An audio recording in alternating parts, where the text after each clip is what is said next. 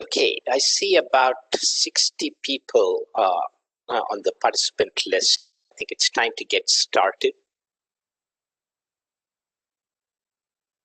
Thank you for joining our webinar, The Impacts of COVID-19 on the Reproductive Health Market in India, a supply-side analysis.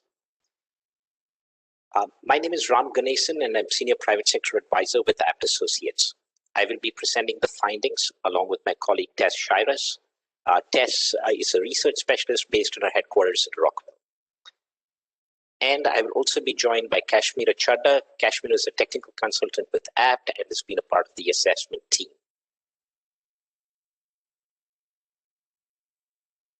Today's webinar has two sections of 45 minutes each. In the first half, my colleague Tess and I will present the objectives of our assessment, followed by cross-cutting findings, and then some product or method-specific findings, and then we'll move into recommendations emerging from our assessment. In the second half of the webinar, Kashmira will then moderate a panel discussion, and then we have an open Q&A session for everybody to participate in. We have today an eminent group of panelists for you, and I'm sure most of you know them very well. We have Anand Sinha, India Country Advisor for Packard Foundation. We have Shankar Narayanan, founding member and managing director of PSI India Private Limited. We have Moni Sagar, Development Assistant Specialist in Family Planning Division Chief of USAID India. And we have Balaji Singh, Senior Vice President and functionally the business head of TTK Healthcare's Protective Devices Division. With that, let me jump right into the assessment.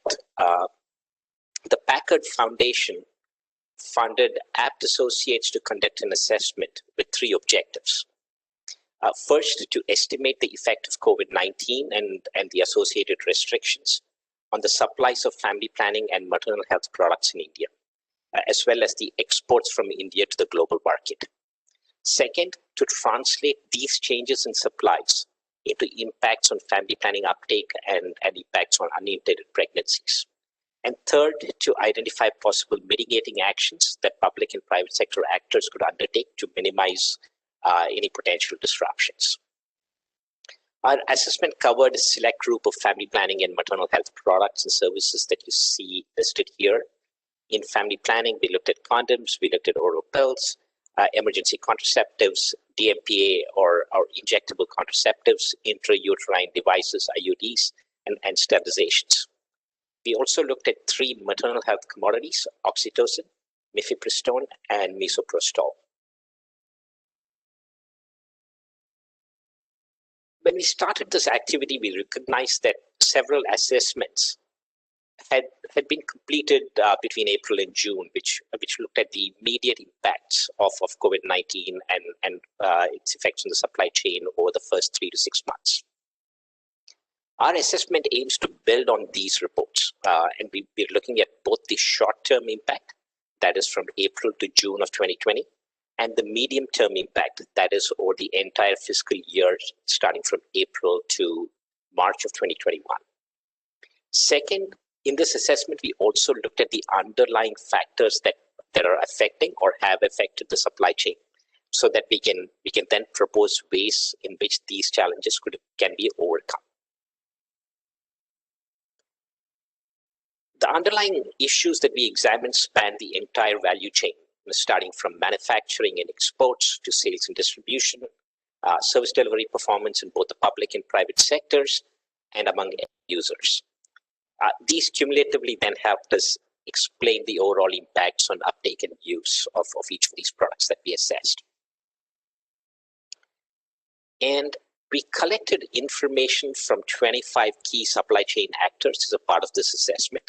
And our respondents included global importers, manufacturers and in India, commercial and social marketing organizations, service delivery NGOs, implementing partners supporting public health system, and some digital health organizations. These interviews covered leading suppliers of each of the products that I spoke about, so that we're confident that we're representing a large share of the voice of the market. We supplemented this information that we collected through these interviews through desk research, published research like NFHS. We looked at product and service delivery statistics, including HMIs and the PMJ data. And we also looked at other gray literature.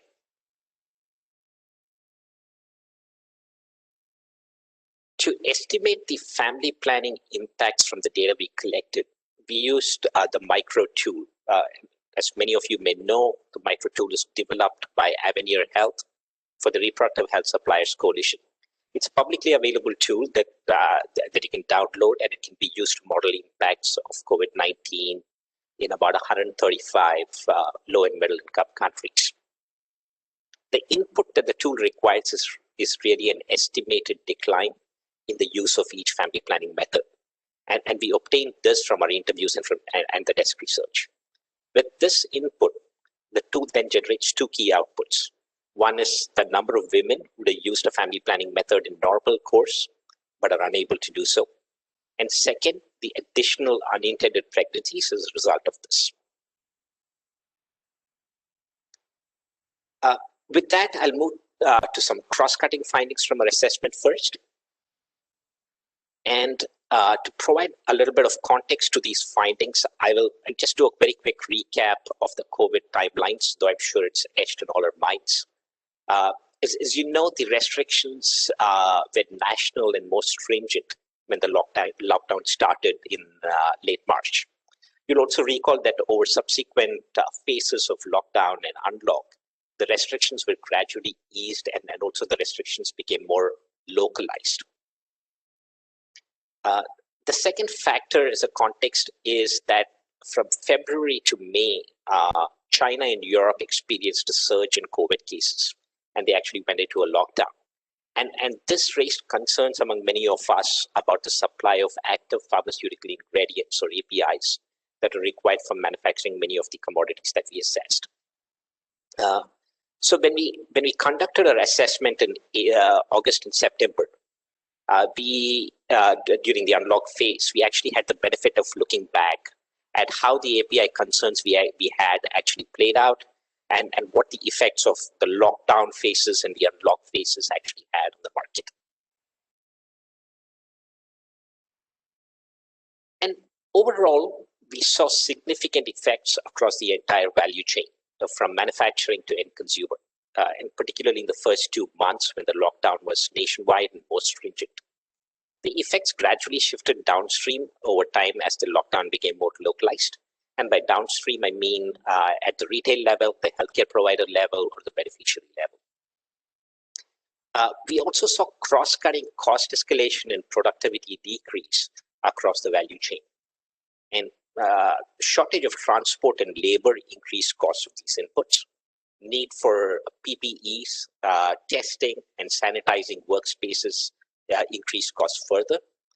And maintaining social distancing protocols contributed to a sort of a reduction in productivity. How did these cost increases and productivity decrease affect the value chain? Supply lead times increased, but with adequate buffer inventory, both at the manufacturers end as well as at the importers or the customers end. The buffer inventory helped avoid any stockouts along the supply chain. And as I mentioned, production levels decreased or productivity decreased, production levels decreased. But so did the orders that the manufacturers received. So the reduced productivity actually did not create any supply gaps. In-country factors affected manufacturing more, and API imports were not really an issue. By in-country factors, I mean recognition at a district level that medical devices like condoms and IUDs are also essential. And then availability of ancillary inputs that are required for manufacturing, such as packaging material. So those are some of the local in-country factors that affected manufacturing. On the other hand, manufacturers usually had sufficient buffer stock of APIs that helped them tide over the 4 to 6 week period in late March, April, when China and Europe were in a lockdown and API supplies were a challenge. But since then, the APIs have not been a challenge and has not impacted manufacturing. Distribution and service delivery continue to be affected much longer. It's been because of lack of transportation for the goods as well as for staff, the sales staff. And lack of boarding and lodging facilities also affected sales and distribution operations, and that particularly the coverage in smaller towns. Additionally, a decline in low sales revenue in April and May forced some layoffs among certain organizations, further affecting the distribution coverage of many of these products. Similarly, service delivery organizations also faced higher costs for all the same reasons that I mentioned earlier. And because these organizations typically work on a fixed budget, many of them contemplated actually reducing the quantity of service provision. And expectedly, the effects varied by method and by organization. In terms of methods, what we saw is that provider-dependent methods were more affected than self-care methods like condoms and pills or emergency contraceptives. We also saw that preventative methods were more affected than products that are perceived as more of urgent or acute needs.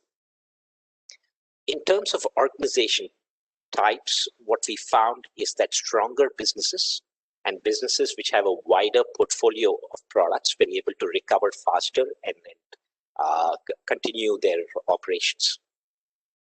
And finally, on a positive note, most organizations had a very positive outlook going forward. They expected their businesses to reach pre-COVID levels in the last quarter of the fiscal year, or the Jan-March quarter of 2021. Now we'll move to method-specific findings. My colleague Tess will take you through these. So over to you, Tess. Great, thank you so much, Ram. So I'm going to discuss each of the products and services that our assessment covered and how COVID affected each one. For the contraceptive products and services in particular, I'll also be sharing our estimate for the % decline in product use or service utilization based on our stakeholder interviews and reviews of secondary data sources. And those are the estimates that we input into the micro tool that Ram mentioned. And I'll provide that estimate at 2 different points in time. We looked first at the short-term 3-month mark from March to June of 2020, and then at the more medium-term impact from March 2020 to March 2021. So I'll begin here with our maternal health products, which we actually found have not largely been impacted due to the pandemic. And this is definitely an outlier compared to the family planning products and services that I'll discuss momentarily. We looked here at mifepristone, misoprostol, and oxytocin, which are all part of the pharmaceutical line, which meant that they were considered essential and manufacturing was able to resume much sooner compared to some other products. We also heard from manufacturers that they maintained about a 2-month supply of API inventory, active pharmaceutical ingredient, for both mife and miso, which helped to tide over any initial importation challenges due to the lockdown. We saw that the levels of institutional delivery in facilities was largely unaffected due to COVID. There was a small decrease in the initial months due to the lockdown, but it really resurged quite rapidly, nearing pre-COVID levels. And as a result, private supplies of oxytocin were not impacted. In fact, for both mifepristone and misoprostol sales, they had a 20% year-over-year growth. Telehealth had a big role to play in that. Overall, we're seeing globally and of course in India as well, a big increase in the use of teleconsultations. However, there are also restrictions in sales of both of these products, which could limit the extent of their growth that perhaps could go beyond that 20%. So switching over now to our contraceptive products, I'll begin with sterilization, which is India's most popular method, which we did see was significantly impacted from COVID-19. We looked first at the effect of postpartum sterilization. So the sterilizations in the postpartum context contribute to more than 1 in 4 of all sterilizations in India. As I just mentioned, there was very little impact on institutional births. So we found that postpartum sterilizations were largely able to continue as they did at pre-COVID levels.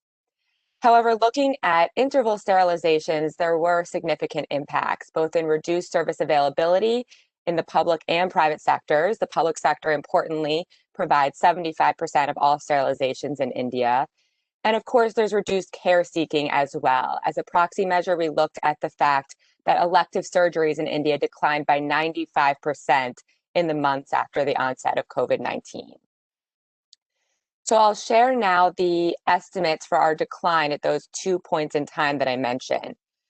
So at the 3-month mark, that's from March to June of 2020, we estimated a 74% decline in sterilizations. And then over the 1-year mark, from March 2020 to March 2021, we estimate that the decrease will be 58%. So we do see that there is some amount of recovery in the market and a resumption of some of those sterilization services, but we are still estimating a significant impact of just under 60%. So that 58% decrease in sterilizations over the 1-year mark, in practice, that translates to, instead of having typically 3.5 million sterilizations annually in India, we would expect that there would be just about 1.5 million. So that means that there are 2 million women over that 1-year time period who would like to get a sterilization and are unable to do so. Now, importantly, our analysis was conducted in September. The COVID pandemic is very dynamic, changing all the time. So we do expect that these 1-year estimates will change as more data becomes available. These are not static numbers. I'll turn next to IUDs, and we saw that the situation here is very similar to what we saw for sterilization. However, we estimate that for IUDs, there will be no net change to the MCPR, and I'll walk you through that a little bit. Similar to sterilization, in the postpartum context, we think that IUD insertions will be largely unaffected, again, because of the largely unaffected level of institutional deliveries. However, there is reduced service provision of IUDs affecting current users, which includes women who have a current IUD and want to get that IUD replaced and removed and replaced, as well as users who want to get their IUD removed and simply discontinue with the method. And of course, it also affects new users, women who are getting an IUD put in. So despite the fact that we see this limited service availability for both removals and insertions, we estimate no net change in the MCPR. And that's because the number of women unable to get a new IUD is about equal to the number of women who are unable to get their IUD removed and therefore are still IUD users. Now, even though we estimate no net change to the MCPR, there are, of course, these significant decreases in service availability, which means that many women are unable to achieve their reproductive health intentions. So here are our estimates in decline of service use. Over the 3-month time period, we estimate a 64% reduction. And then just like sterilizations, we see that over the 1-year mark, the market recovers, there's more service availability and care-seeking behavior. And we estimate that there will be a 46% decline over the 1-year time period. Turning next to injectable contraceptives, use of this method has also declined in both the public and private sectors, though less so than IUDs and sterilization. This is a short-acting method. It may be easier to access. However, it does require continuous provider interaction, which may mean that some users feel uncomfortable with that close provider contact within the context of the pandemic. So for this method, we estimate that over the 3-month time period, there was a 57% decline in use of injectables, and that, again, that will decrease quite substantially over the 1-year mark down to 28%. So the 3 methods that I've just discussed, sterilization, IUDs, and injectables, are all provider-dependent methods, and they're all primarily sourced from the public sector. As I mentioned, 75% of sterilizations are obtained in the public sector, 60% of injectables, and 54% of IUDs are obtained from the public sector. So continued use of these methods at pre-COVID levels really requires complete resumption of the public sector. We did look at if NGOs might be well positioned to fill this gap in the interim, And as Ram mentioned in the cross-cutting finding section, NGOs are also facing their own set of operational challenges with higher costs, and they did not feel well positioned to fill this market gap. So here we'll turn to some of our short-acting methods, oral contraceptive pills and emergency contraception. Both of these methods are less impacted than the others that I've just discussed. Just like maternal health products, these are also part of the pharmaceutical line. So again, they were considered essential products and manufacturing was able to resume fairly quickly. In addition, OCPs are largely over the counter, which means that they are more accessible to consumers. That said, there are some commercial OCP brands that do require prescription and did see greater impacts.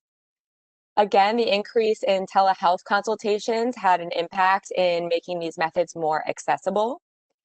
Surprisingly, we did not see any evident increase in sales of emergency contraception, which is something that we did expect to see given the lapse in access to some of the other methods I've just reviewed.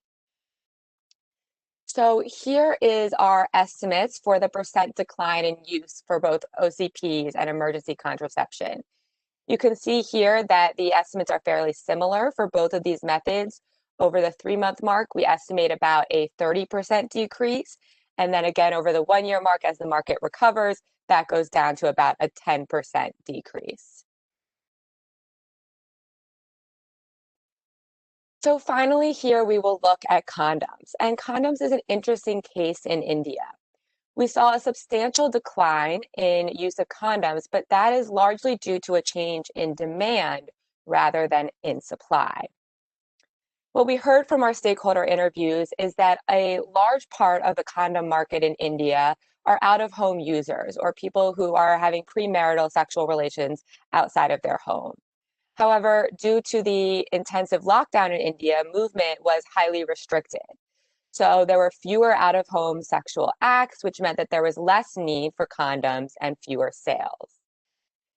This is having significant income and profitability risks for some condom manufacturers, particularly smaller manufacturers and those that do not also manufacture an array of other products. And then in addition, the essential status of condoms was not clearly understood during the immediate lockdown. Condoms are known as a medical device, so that status was not clearly understood, which did lead to challenges in resumption of both manufacturing and distribution. So we estimate for condoms here that over the 3-month period, there is a 50% decline in method use, and then at the 1-year mark down to 35%. And just pointing out here again that even though there's this decrease in sales, this is not associated with an increase in unmet need. It's really a result of a temporary decrease in demand due to the context of the pandemic. So we put all of these different estimates that I've just reviewed into the micro tool, and I'll show you on the next slide the results that that gave us. So as Ram mentioned, the micro tool provides us with 2 outputs, the number of women unable to use their preferred method, and then as a result of that, the number of additional unintended pregnancies. And we see those results here with first showing the results at the 3-month mark, followed by the 1-year mark. And these stacked bar graphs show all the results cumulative of all of the methods combined, which are color-coded here. So looking at the left-hand side of this graph, there were 4.1 million women in India impacted in the 3-month period who are unable to use their preferred method. And you can see that this is largely due to pills, which is shown in the dark purple color.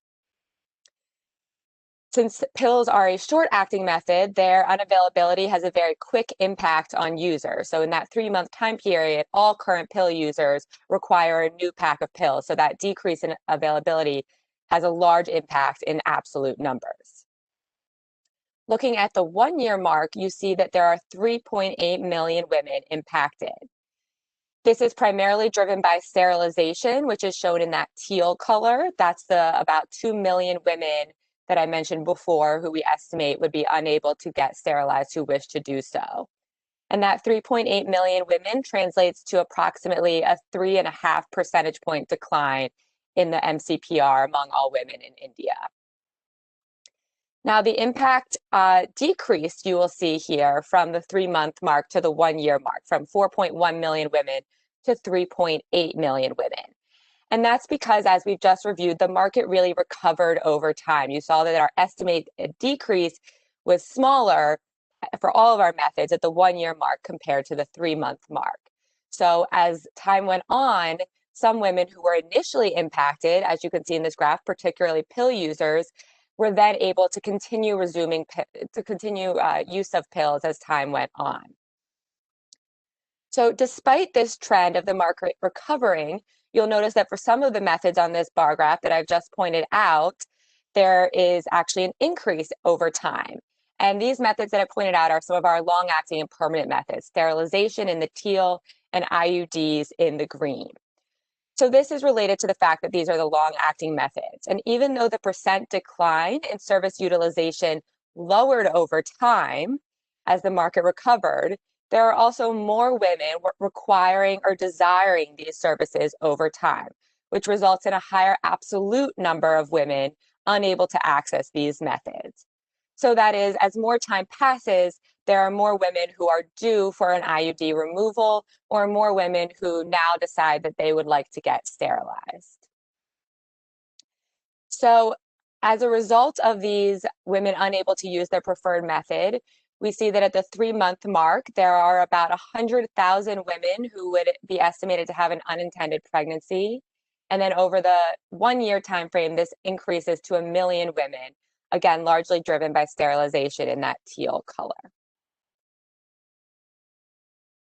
So before we move to the next section, I do want to point out that this is a national analysis which always masks subnational variations. When we look at this at the state level, we saw that there are 7 states that I've listed here that showed greater declines in service availability and utilization.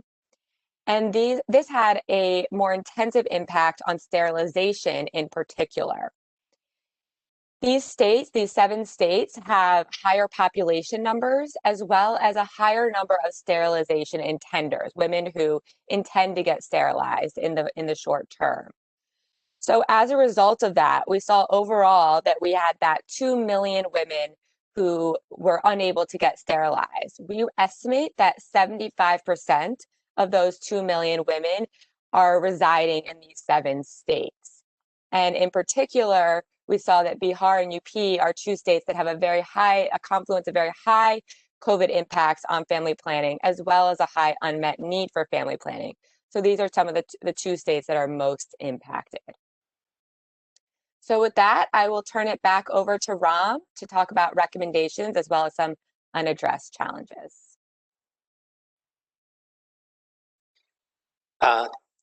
Thank you, Tess. So in the next slide, we've organized our recommendations into 4 quadrants that you see here, and these vertically we split it into 2 halves. The upper half has policy-oriented recommendations, and the lower half has programmatic recommendations. And horizontally, to the left, we place recommendations that support continuation or mitigate disruptions. And to the right, we placed recommendations that support expansion of the total market. So I'll start from the top left.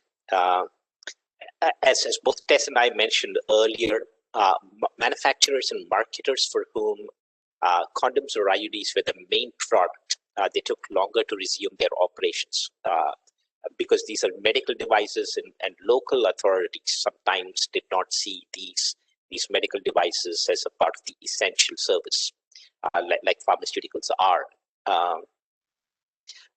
And therefore, the importance of clarifying, of communicating and sensitizing all authorities, I think right down to the local level where many of these decisions are often made, that condoms and IUDs, indeed all reproductive health products and services are essential.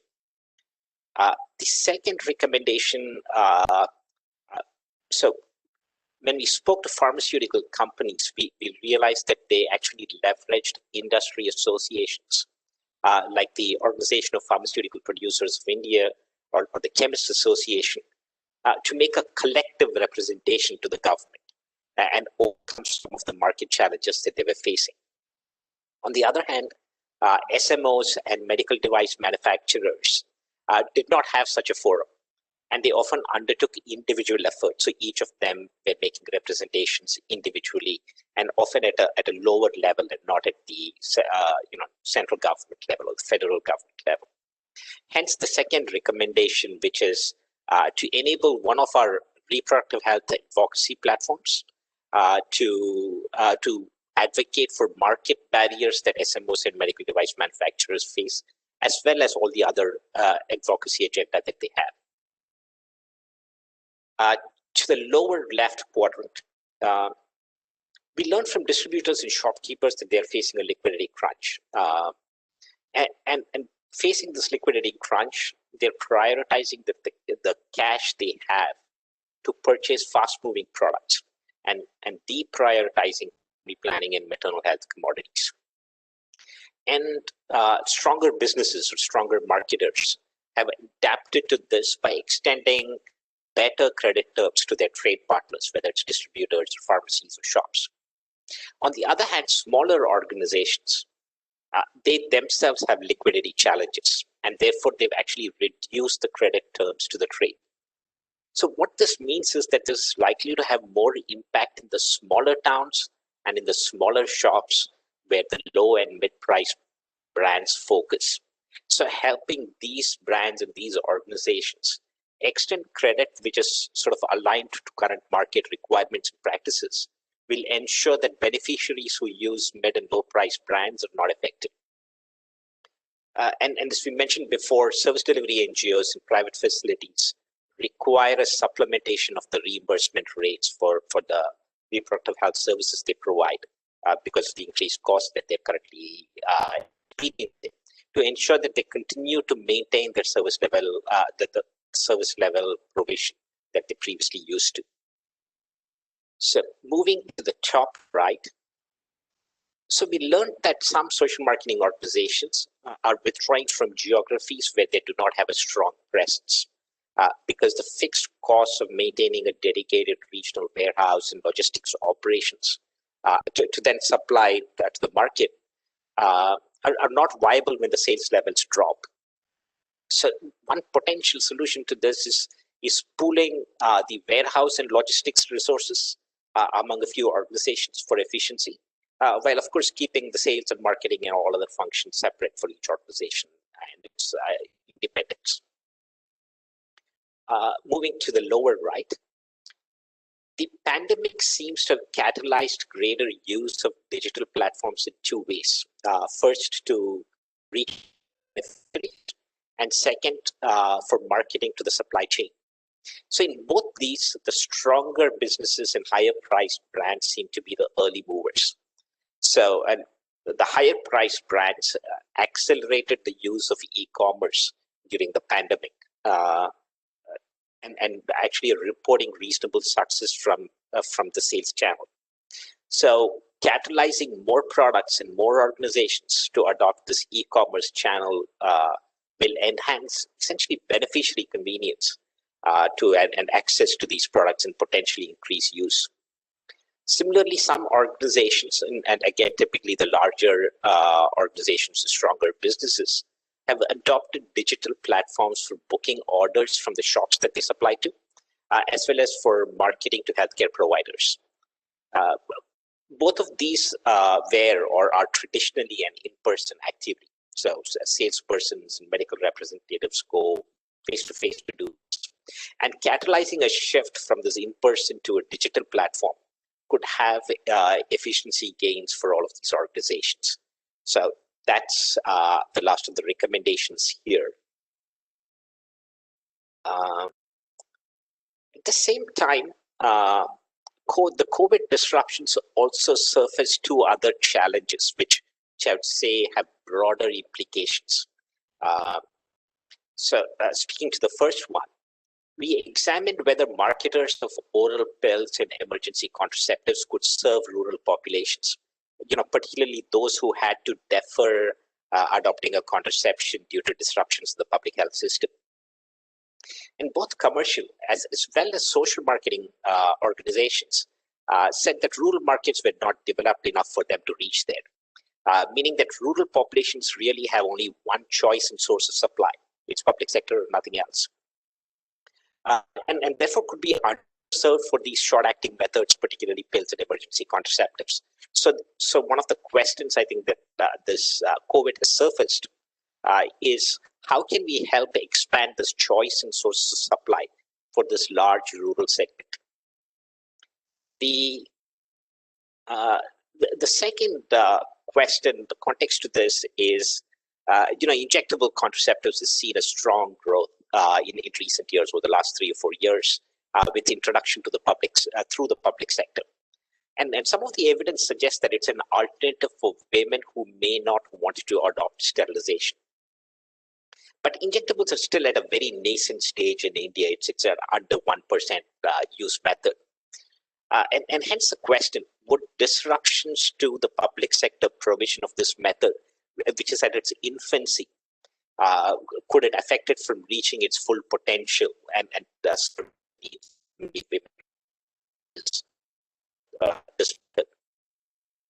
so those are the 2 questions or unaddressed challenges that I want to leave you with.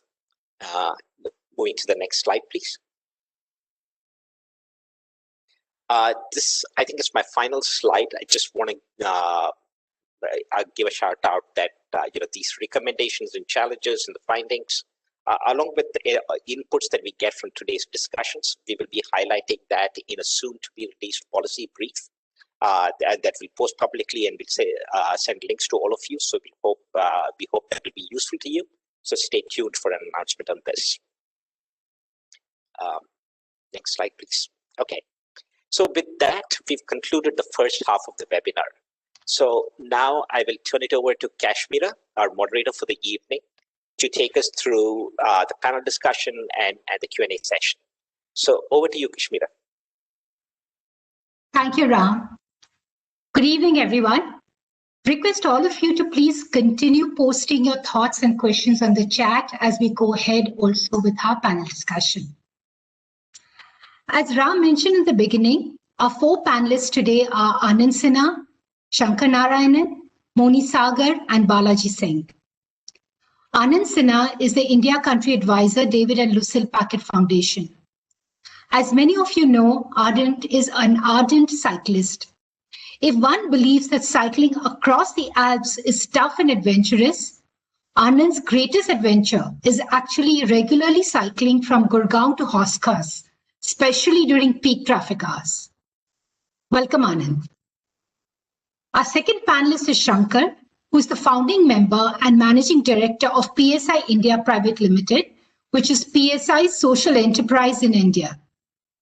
During his work from home phase due to COVID, Shankar rediscovered the delight of playing simple board games with his family all over again. Great to have you on the panel, Shankar. We're also happy to have Moni on our panel. Moni is Development Assistant Specialist, USAID India, Division Chief, Family Health Division. Moni is a crusader for the environment.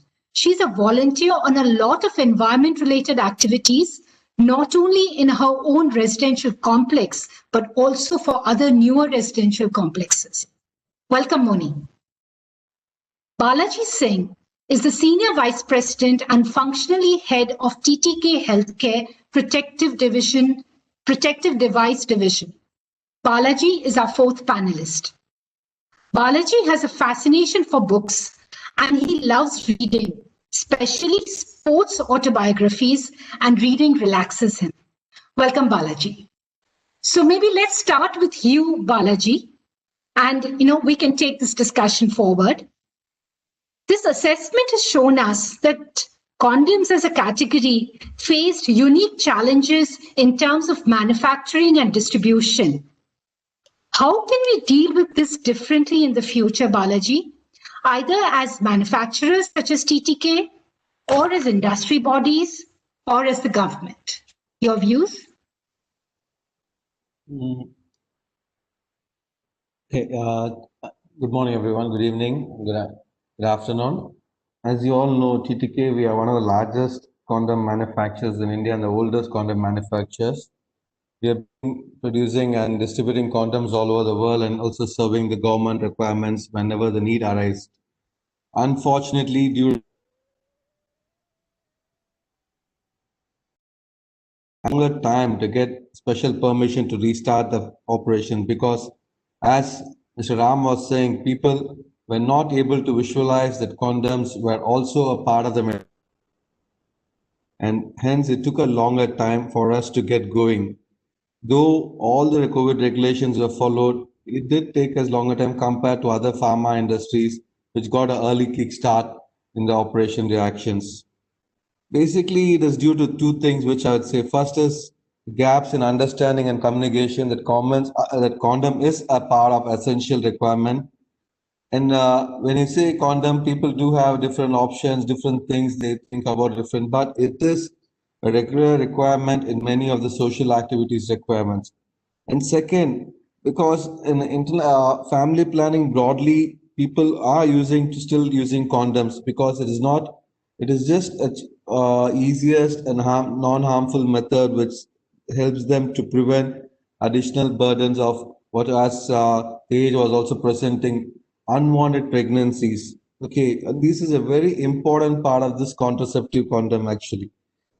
The most important thing was we do have a lot of commitments and sudden lockdown just hit all our shipments, abroad shipments, which is going around because nearly for 50 days, there's nothing moving from the factory. You know, all of the international shipments for the African, Uganda, Nigeria are all hit. And as a result, these shipments, this delay has caused some international partners did understand and did continue to support us, and we were able to come out of it. I would just say that, as Muni was saying, we need to understand what is a condom, what is the implementation district level, country wise is going to affect us, the contraceptive.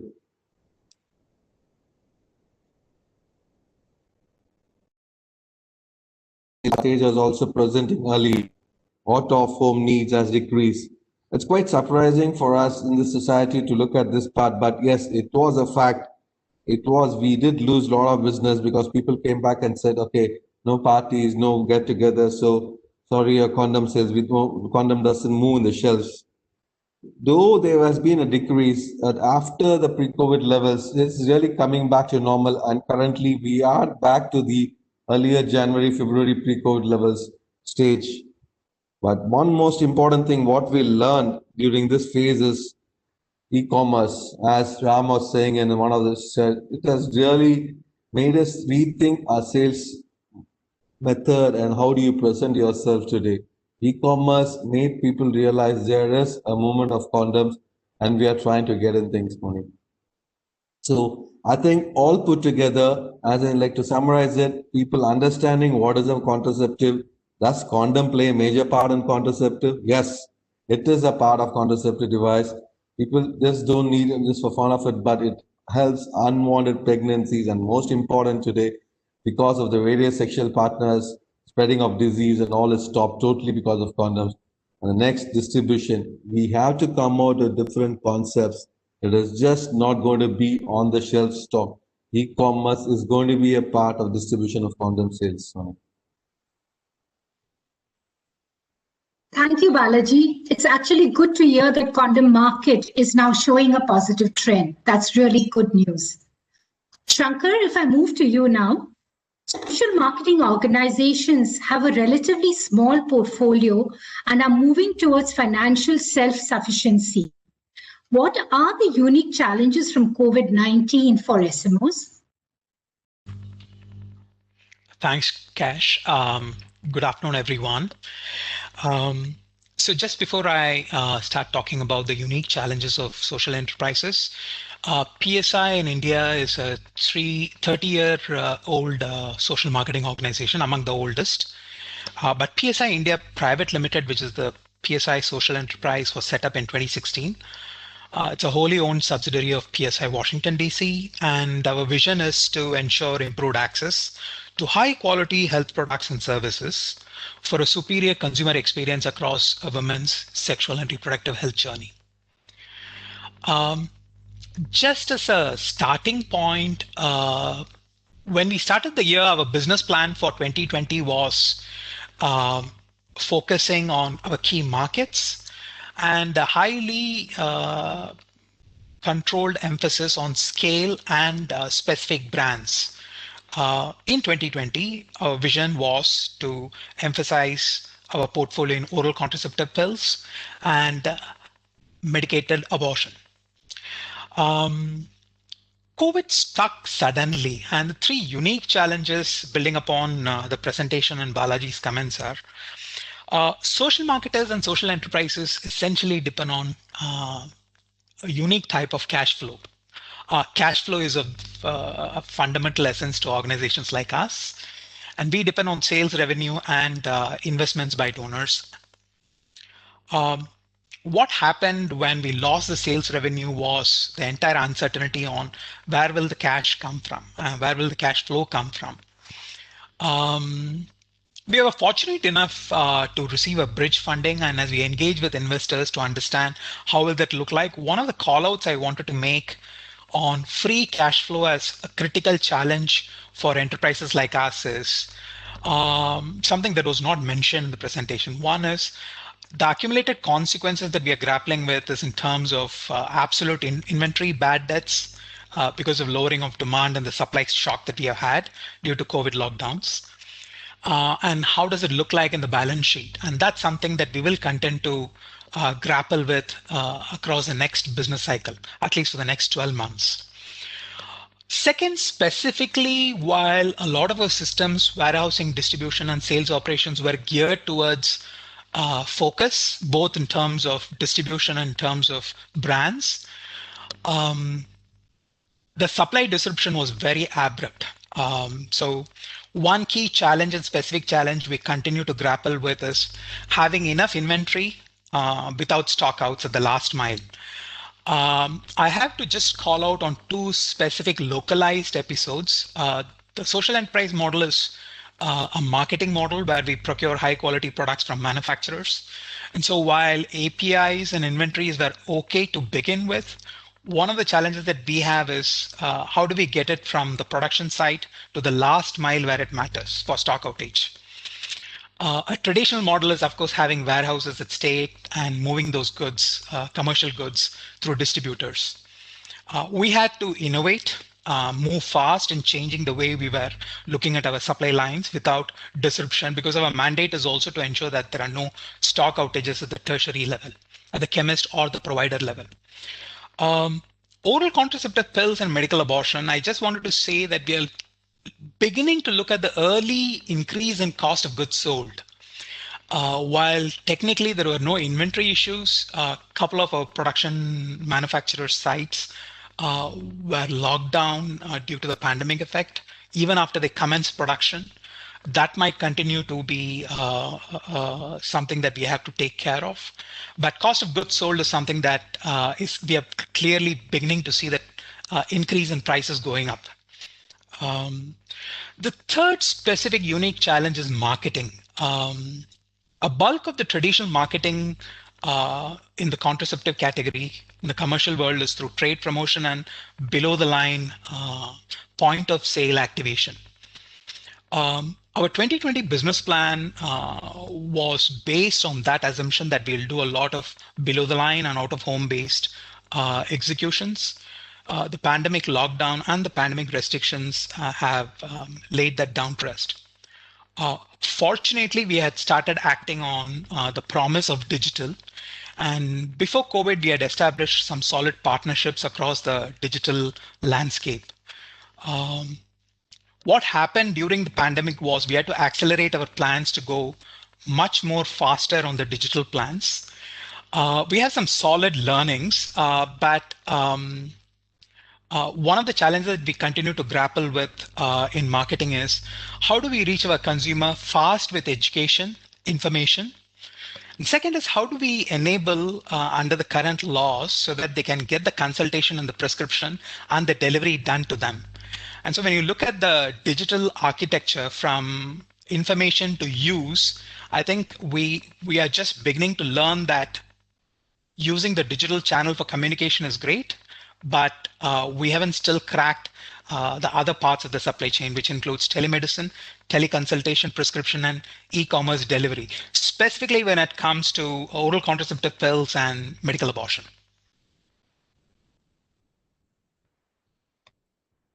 Thanks, Shankar. I think all the points you said are so relevant of bringing care closer to the consumer, which will remain to be a key focus, especially with the COVID situation continuing. Hence, Moni, taking this thought forward, how can donors support expansion of private sector of injectables and pills in rural areas? Since the analysis highlighted that for beneficiaries in small towns, the only option really seems to be the public sector. Your thoughts, Moni? Thank you, Kashmira. So first of all, I think even within the public sector, the government has been really responsive to the situation, and they have been, really trying to get all the essential services back up. And, as donors, we can continue to support the government of India in their efforts for provision of essential services, during the pandemic. The government of India has also released, revised telemedicine practice guidelines in March. That again offers a tremendous opportunity for increasing people's access to healthcare, both in urban and, in small towns as well as in rural areas. And the telemedicine service, I think, would be, very relevant both, during the pandemic as well as after the pandemic. Apart from this, USAID has been, at the forefront of really looking at expansion of, private sector provision of contraception. Specifically, we've been leading the introduction of injectable contraceptives, and this was almost 2 decades ago when we actually introduced it as part of the private sector. And, I think this is the time when for methods like injectables, innovative private sector delivery models and mechanisms, may need to be demonstrated. Specifically looking at mechanisms that can combine product supplies, screening, counseling, and prescription from a qualified provider. But administration may be at a more localized level, maybe a pharmacy or a qualified health worker. And looking at, how do we ensure that clients using injectables, even in rural areas, or small towns, have an alternative supply chain or a supply source, even if they are unable to access the public sector for any reason. So these kinds of, I think, innovative models are the need for the hour, and I'm really interested in seeing some of these innovations come forward. As USAID, we've in the past also supported many last mile delivery models, specifically for improving the penetration and availability of different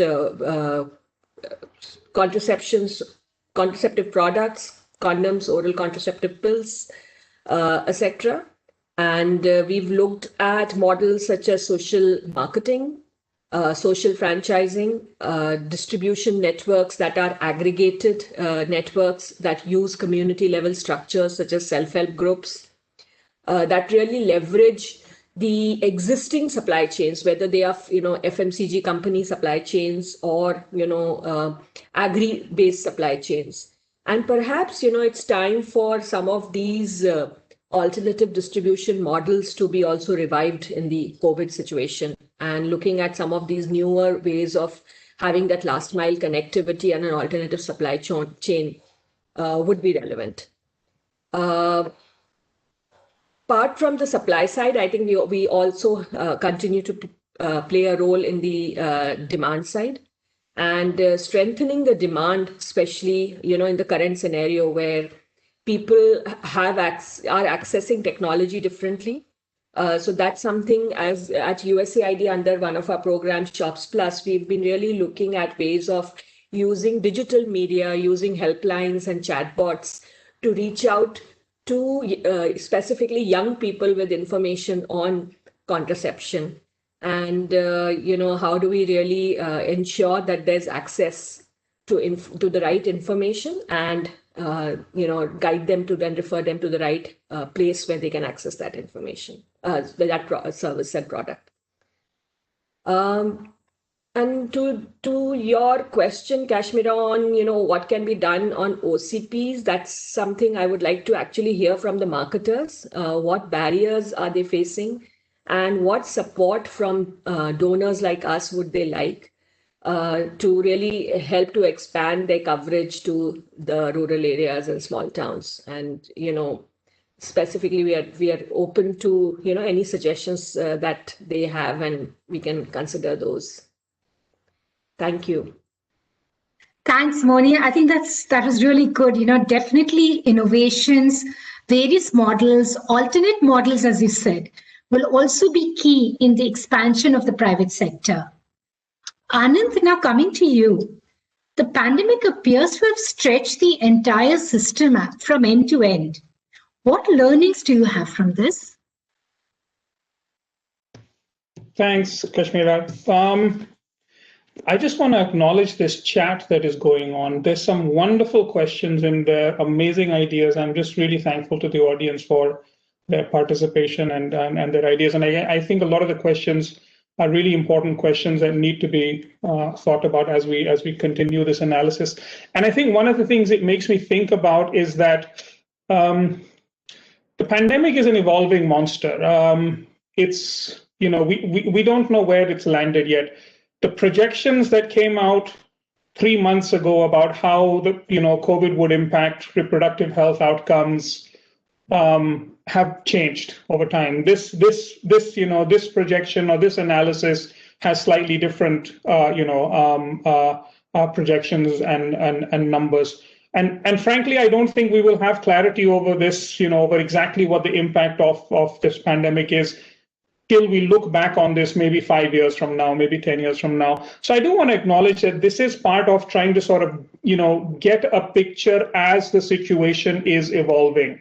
It's not a look back. It's not a precise point estimate. It really is trying to sort of just understand how realities are changing, because it's one of the hardest things to do during a situation like a pandemic when we're not able to get out, when we're not able to sort of, be on the streets, be in the villages, be at the shops, be at the clinics and see what's going on. I think, we do need to rely upon sort of secondary analysis and other research methods to give us a sense of what some of these bigger pictures are. And I think it's a useful process in that, just to remember that. Again, so just remembering that this is, of course, not conclusive research, but it's presenting a picture which is telling us that, that impacts are quite severe, quite large scale. But I think what I'm also taking away is that there does seem to be sort of, potentially recovery in sight and, some sort of a light at the end of the tunnel, which is encouraging. I think the other sort of point of encouragement that we've been looking at, and I know that many of our partners and I've talked about this before, is that there is inspiration to be sort of sought out in this grimness and bleakness that we are surrounded in. We've been reading a lot and sort of being inspired by this piece that Arundhati Roy wrote recently, where she basically says that the pandemic is a portal. Historically, pandemics have forced humans to break with the past and reimagine their worlds anew. It's a portal, a gateway between one world and the next. We can choose to walk through it, dragging the carcasses of our past and dead ideas, or we can walk through it lightly with little luggage, ready to reimagine the world, afresh. And I think that's something that we've been sort of saying, okay, in all of this terribleness that we're going through, where are the opportunities that we should be looking at? And I just want to give some of those examples, maybe. I think, one of those that we're seeing, and again, the numbers need to be checked, but if there is a significant decline in access to sterilization and clinical services and IUCDs, and sterilization being the bulk of family planning provision in India, does that give us an opportunity and a momentum to sort of expand the basket of choices and to expand the use of spacing methods, which has been an aspiration for the family planning program now for some time? How do we go about sort of using this opportunity to make those changes?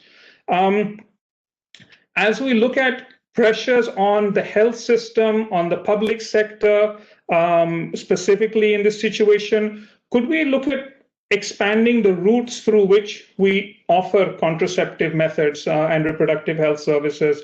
Moni's talked about sort of how we might look at innovations for injectables. I think the search for looking at, how do we find solutions for other methods is on. And again, does this also potentially nudge us towards a greater acceptance and a greater space for self-care, for methods where we are fairly certain that there is a high level of safety, that there is an ability to put the method closer into the hands of clients and consumers, and maybe see some of that sort of devolution of control from healthcare providers, which has been, I think, a debate in the India healthcare system for quite some time now.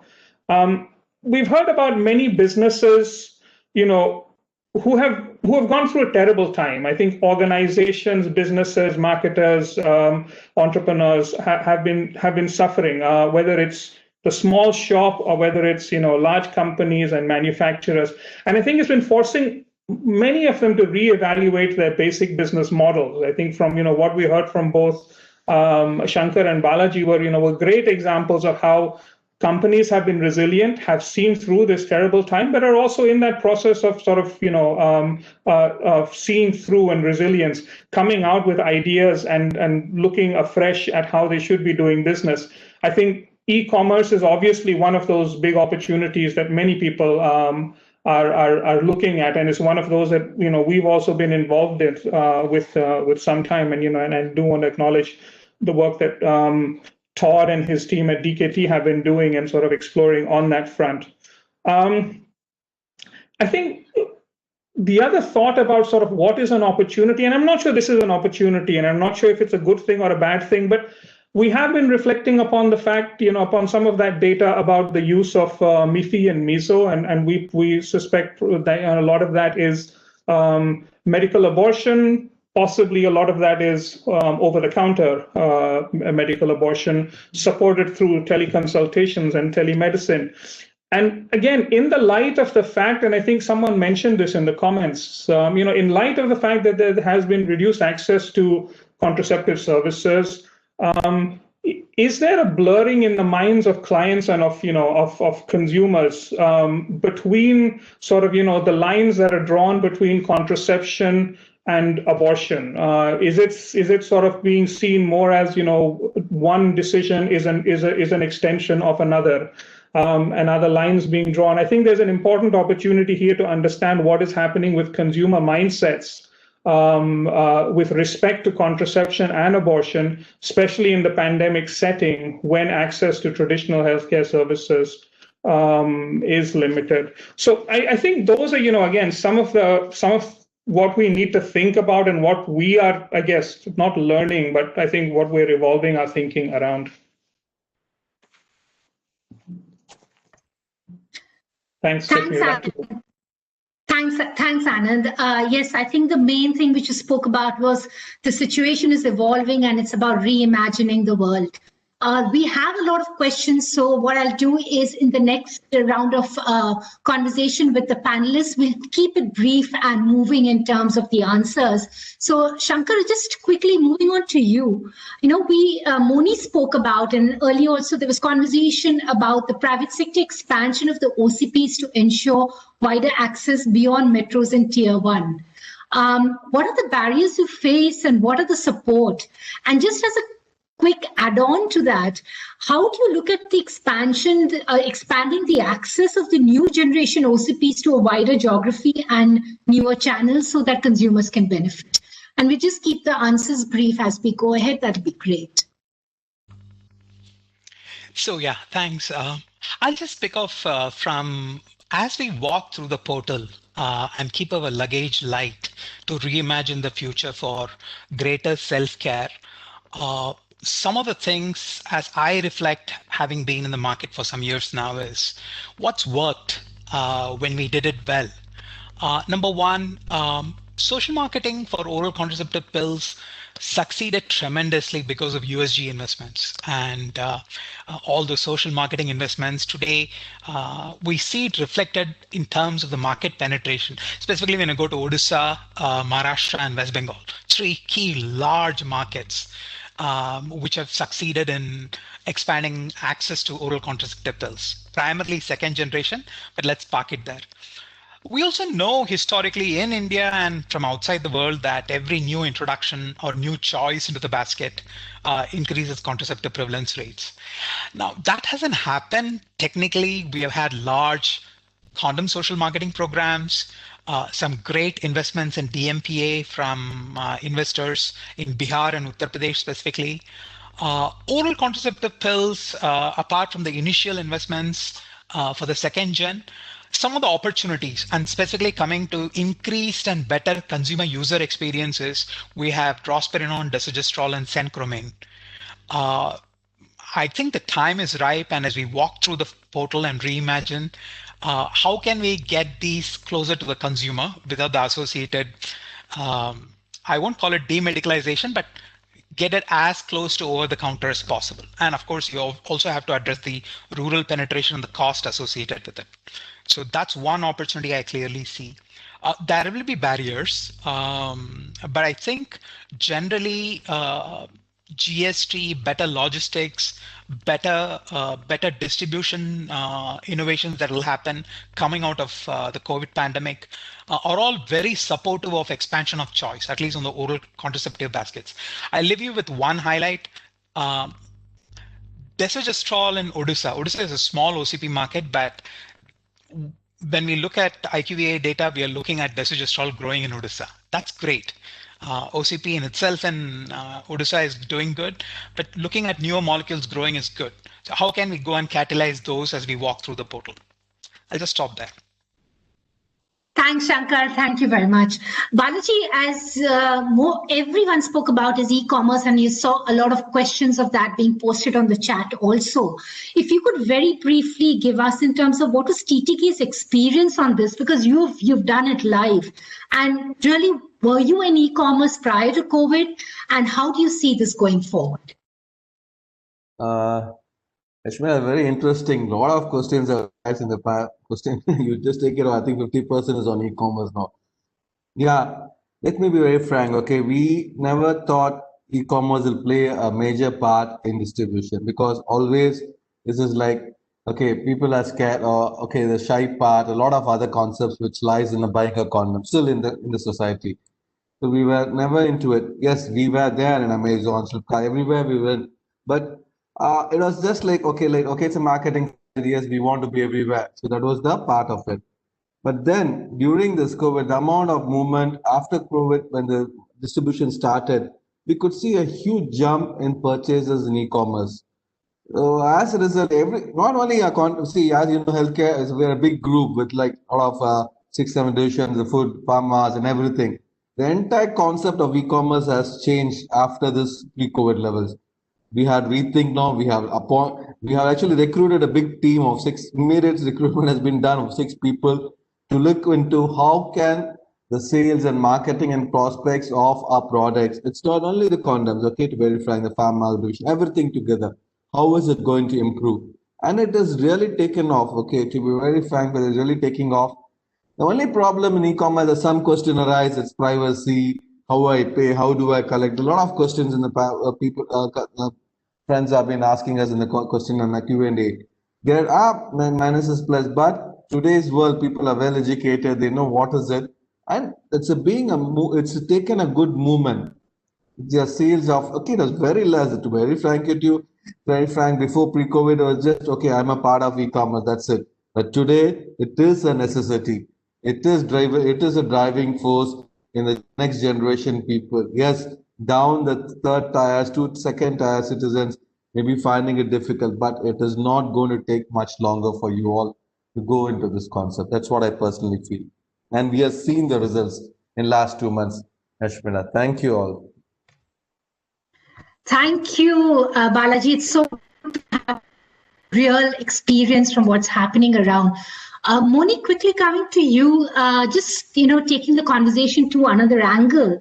It would be great if you could brief us in terms of some of the issues on the demand side, which is based on the on-ground situation. We understand that USAID is supporting efforts to understand the changes in the demand side due to COVID. Are there any highlights you could share with us briefly before we can move into the Q&A? Thank you. Yes, you are right, Kashmira. We recently have just concluded a quick rapid family planning survey, which was basically to generate evidence on the family planning situation in 8 states amidst COVID-19. This was done across the states of Assam, Chhattisgarh, Haryana, Jharkhand, MP, Orissa, Rajasthan, and Uttarakhand, amongst currently married women aged 18 to 34 years, primarily in rural areas of these states. We know that the family planning services were disrupted in the month of COVID around March, and then were resumed around April, May. The survey data has just been collected in October. So some of the interesting findings that have come out from this survey that we've done. The sample size that we took were about 400 rural women across in each of those 8 states. So we've seen that the unwanted pregnancy rate that was around NFHS 2015-2016 said 13%. When we look at our rapid family planning survey done in October, that had gone up to about 17% of unwanted pregnancies. And the number of women, in fact, who, if you look at the percentage of women who conceived after March 2020, the rate for unwanted pregnancy was even higher at about 21%. And this of course varied widely by state, and one of the major reasons that came out for this was unprotected sex against the woman's will. So pointing again to the prevalence of intimate partner violence or denial of contraception. 10% of the women quoted that they could not get a method due to COVID, and about 21% said it was method failure. We also see high discontinuation of reversible contraceptive methods during COVID pandemic because of restricted access. About 15% discontinuation of reversible method users from March 2020 is what we've seen. However, we've also seen that, there's also reversing of this trend, especially, I think the return of the migrant laborers and, migrant workers back to villages has also seen 8% new users of reversible methods between April to October. This is basically then indicates the role that migration plays in contraceptive method acceptance. From June specifically, large increase in reversible method use has been seen more in migrant families, higher proportion there.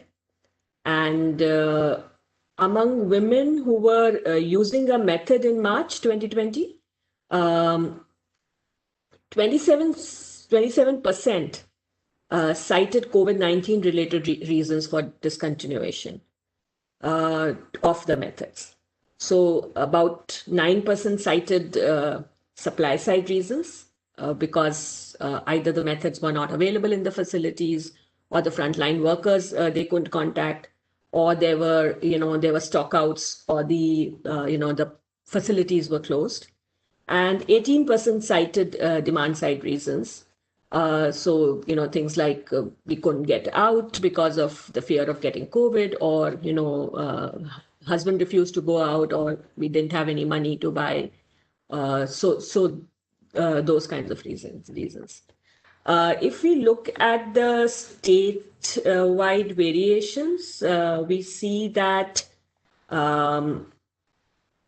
the states of Assam and Chhattisgarh have managed the FP program during COVID much better than some of the other states. There's higher discontinuation, for example, in Uttarakhand or in Haryana, etc., that we are seeing.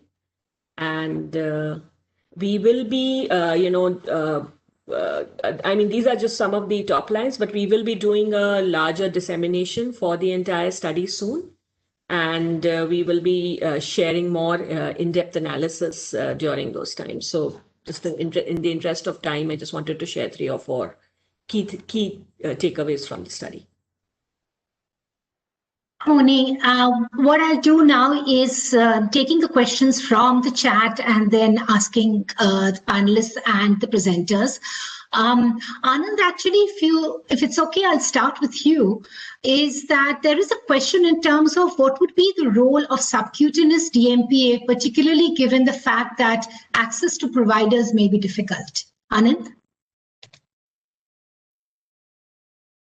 Thanks. I think that's a really interesting point and an interesting question, and I agree that this, more than any other time, is a time for us to think about the role of methods like subcutaneous, given the fact that there is mounting global evidence that we can safely put it into the hands of clients with sort of minimal, information and counseling. I think it's something that as donors, as implementing partners, and as government, we need to examine aggressively right now. And this is probably the opportunity to move on that. Thanks, Anand. Balaji, I would like to ask you the next question, which has come through from the chat, is do marketers think that these consumer changes that we're seeing due to pandemic, will they persist in the long term also? Surely, Kashmira, because it's a very simple policy. Once we are used to it, then why do I need to go around the shopping around? I know what I want. Okay. So it is going to be persistent with your choices and variety of choices available. Certain people get locked to a brand or a type of product, but when you look at the e-commerce portal, or you have a lot of choices, and with the combination of products you get today, so it gives you a variety of ranges. Though all of them are contraceptive driven device, but people they prefer sometimes a different change in the sexual act. So it does surely help them prevent unwanted pregnancies and the prevention of disease. So this is going to be, this is a shot in the arm today.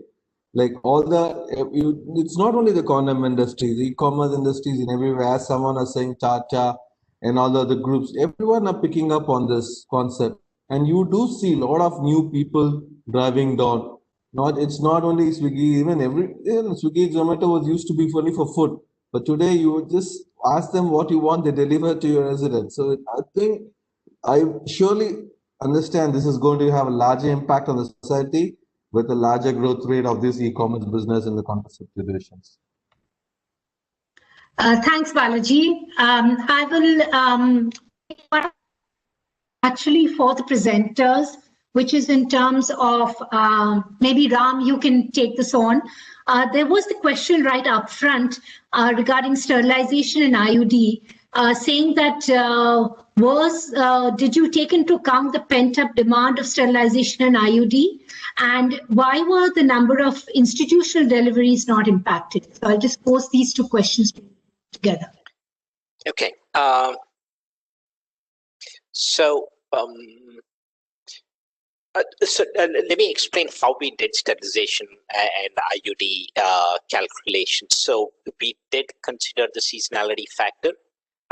We considered that the seasonality is different for public and private sectors, and the seasonality is obviously different for postpartum versus interval sterilization and postpartum versus interval IUD insertions.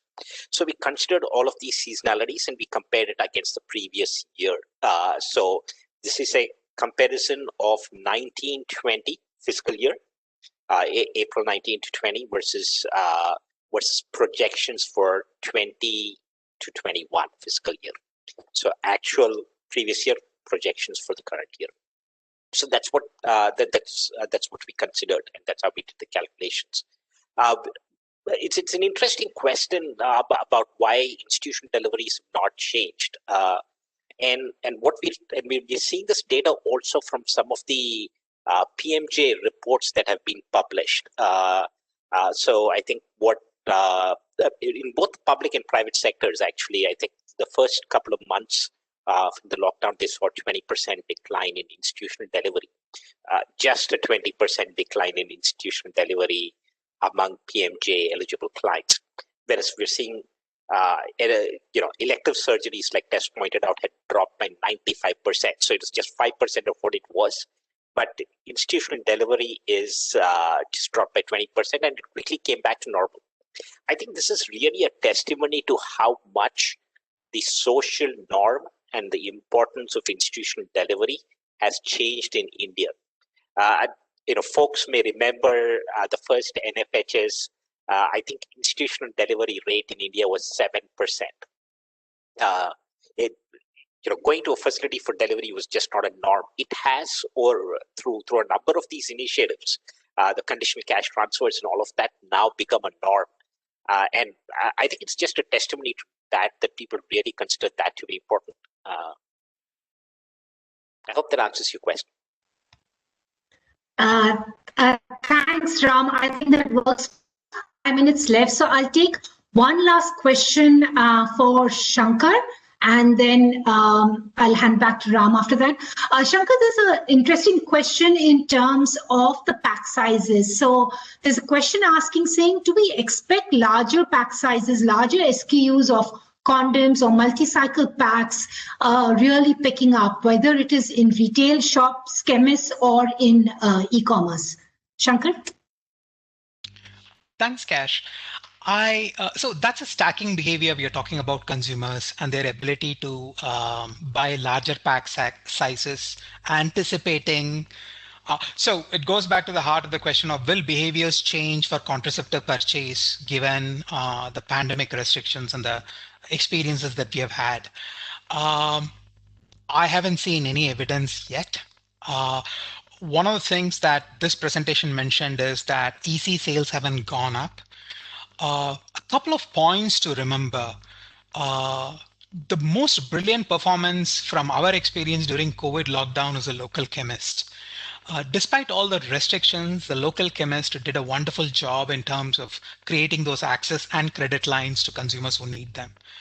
And those chemists have been really very innovative. So any model and any pack size changes will go back to what channel insights and consumer insights that we generate for stacking behaviors and the ability of the chemist and the consumer to have that transaction confidentially and fast. Thank you, Shankar. That was very, very precise and brief and answered the question perfectly. I would like to now, we have a few minutes left, and I would like to close this Q&A for the moment. Thanks to all the panelists for sharing their insights. And what I would really like to do is just have a brief statement, which I would like to speak about, is that the COVID pandemic has caused major disruptions, but it has also thrown up interesting and innovative prospects to address long-standing challenges or leveraging new opportunities, both on the supply and the demand side of the reproductive health market. As mentioned by Ram, the policy brief on the study is forthcoming and will be available publicly soon. I will hand over to Ram for the closing of the webinar.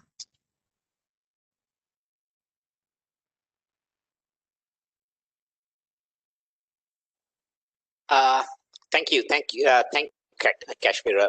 So I do recognize that there are pending questions in the chat that we may not have addressed all of them. So I'll start with a request before I get into closing. I do request all of you to, please reach out to me or to Tess or to Kashmira with the question in case you feel we've not answered them sufficiently. And we are very happy to continue this discussion over phone or over email. We will take the we will have notes of these questions, so we'll also try to reach out to you with responses that we have. That said, I think we do want to close the session since I have 2 minutes left. But before I conclude, I'd just like to thank a number of people. First, I'd like to thank Packard Foundation for giving us this grant to carry out this assessment. That's the first thank you. Second, I really want to thank all the panelists. That I know they provided a lot of their wisdom and it really enriched the discussion. They provided detailed responses. So really want to thank all the 4 panelists for taking the time and to actually provide such, I think, detailed inputs. I want to thank all the participants for joining today. And I know it's not easy these days because we seem to be just going from one webinar to another meeting. So thank you very much for taking the time. Thank you for the questions. Thank you for being engaged right through. So thanks for that. I do want to thank all the stakeholders whom we interviewed because they're very generous and very kind in sharing all the information.